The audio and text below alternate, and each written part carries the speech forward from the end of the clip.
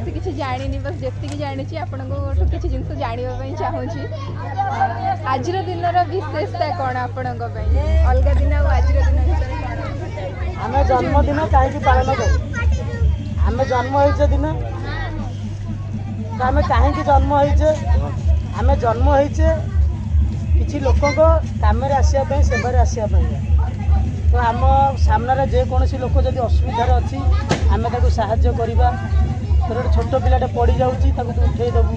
बुझीपार कि नहीं किए गोटे हाथ खाई पारे खुआईदेबू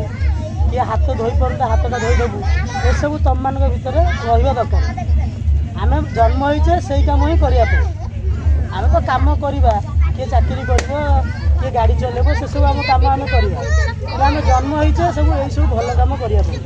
आ से भल कम सब मन पकाइए वर्ष को थर थर जन्मदिन पालन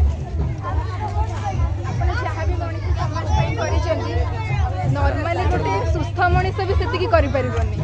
तापर भी आप निज भितर सब कमी को निजे ओवरकम करने सहित अन्य मानक बहुत कर जहाँकि गोटे साधारण मनीष normal day to day life में करें तो मुझे चाहूँगी कि आप मनीष समाज को किसी वार्ता दिंतु जहाँद्वारा कि नॉर्मल गोटे मनीष जापर जो तार कौन कर्तव्य ये समाज रही प्रथम तो आम जड़े भल मनीष हवा दरकार ये तो डाक्तर अच्छा इंजीनियर अच्छा किए गाड़ी ड्राइविंग कर जी जौन से जी जो कौन पद पदवी अच्छा तो प्रथम तो आम जड़े भल मनीष हवा दरकार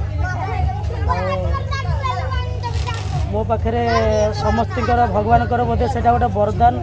जे मो पाखे टे मनीष पुणिया अच्छी मो बापा माँ आशीर्वाद मो भितर अल्प किसी मनीष पुणिया बची जोटा कि मु समाज प्रति थिबा मोर दायित्व कर्तव्य को मु पालन करुँची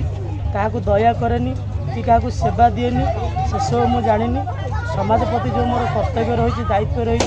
सेटा को मु आत्मीयतार सहित पालन करे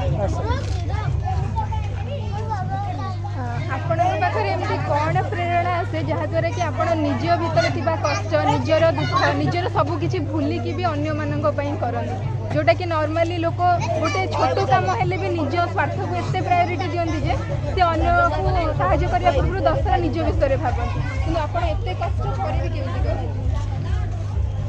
जन्मरू तो जिते मु जानिली 7-8 वर्ष बयस तो मत है जानिली दुनिया कौन अल्प से मु जन्मरू गोटे दुखी मनीषटे दुख कष्ट अनाहार जंत्रणा मु बंची आगू को बढ़ी तो मु चाहे कौन सी मनीष मो भली कष्ट जंत्रणा दुख न पाऊ से सब बेले हसु थाऊ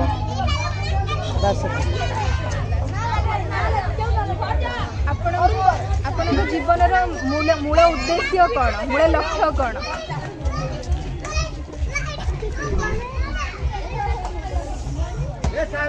एमती किसी लक्ष्य गोटे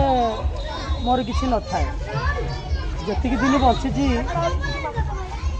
किसी करी अन्य मानक कोटि कोटि लोकंर आशीर्वाद मो ऊपर रहिबो मो सामना लोक मत देखुवा लोक मत कहीं गाली न करिवे मत स्नेह आशीर्वाद दौथिबे सेटा मु सब चाहे लिविंग ह्यूमैनिटी जोटा कि आम ओडिया रे कहि परिबा कि जीवंत मनीष पणिया तो मु जानवा को चाहूँगी जे माने मते जहाँ लगिला कि आपण से मनीष जहाँठू कि आम मनीष पणिया शिखिपर तो मत से जानवर अच्छे आप लिविंग ह्यूमैनिटी विषय कौन कहे कहीं आपण ही गोटे जीवंत मनीष पणिया आम समस्त उदाहरण